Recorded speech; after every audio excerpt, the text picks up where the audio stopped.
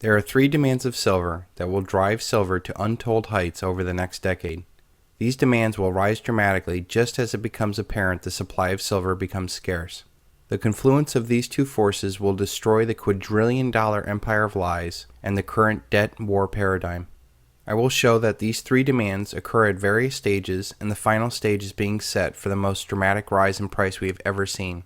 The first demand is industrial demand. First and foremost, silver is being used as an industrial metal. Silver is the indispensable metal. Next to oil, silver is the most widely used commodity ever, as it has over 10,000 uses.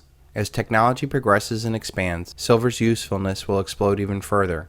Its unique characteristics are unlike any other commodity in the world.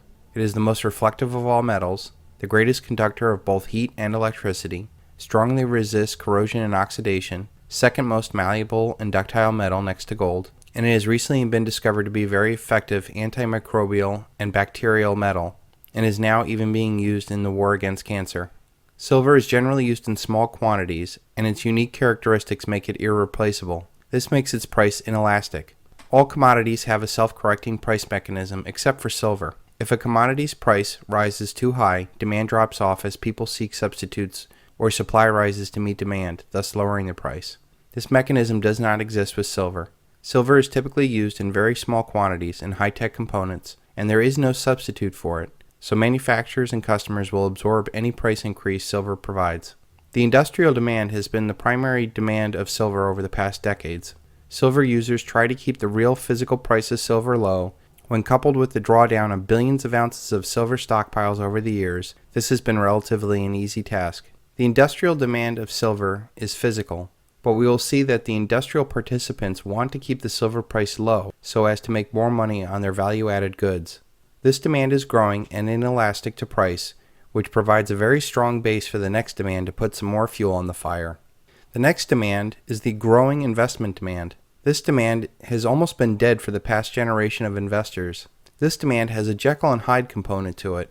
It has a paper trader component to it that simply wants a horse to bet on. These investors are primarily Anglo-American institutional investors and tend to want the silver price lower. But what they really want is to get big swings in the market. They trade anywhere from 40 to 1,000 paper ounces of silver for every real physical ounce in the market, and they only usually take about 3% of the real physical off the market when it is traded.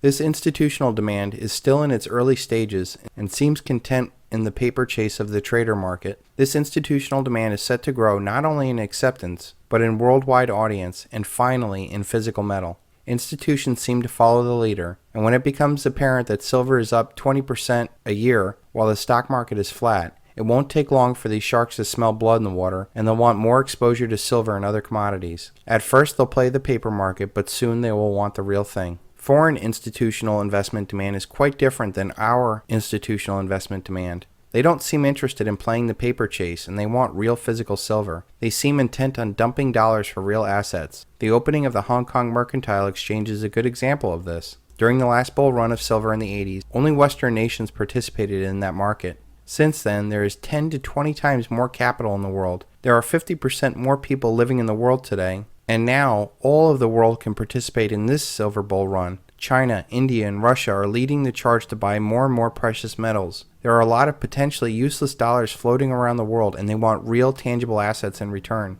This type of foreign institutional investment demand wants higher prices and has the potential for backing the final demand, which will catapult silver into the stratosphere. The final investment demand is private investors. These investors typically want physical and only dabble in the paper trader market. These investors buy and hold, and they differentiate themselves from the other demands that specifically want a higher price for their investment. They plan on dumping their toxic paper assets and getting real physical assets outside of the paper chase. These investors are like ants, constantly taking food off the table and storing it for a rainy day. This demand is joining the industrial demand and taking real physical metal off of the market. But unlike the industrial users, the investment demand of private investors strictly want higher prices. The final and completely absent demand in this world is monetary demand. Silver has absolutely no monetary demand in the world. It is used in things and invested for protection against inflation, but nowhere in the world can you just buy things with it. I believe that with the mathematically inevitable collapse of the worldwide currencies, this new monetary demand will push silver through the sky. Some countries or local communities will monetize silver, and as history has shown, money goes to where it's most appreciated.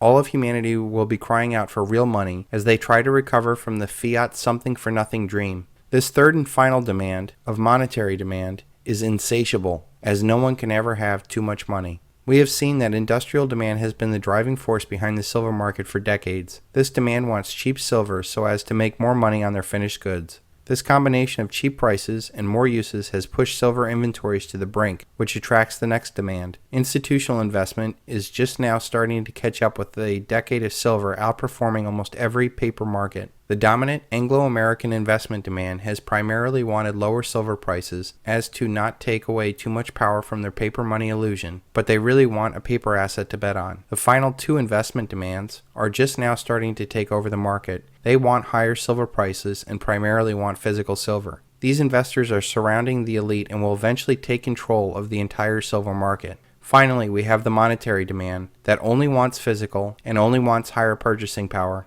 The foreign institutional investors and the individual investors will be more than happy to take their physical silver and spend it wherever monetary demand is most appreciated.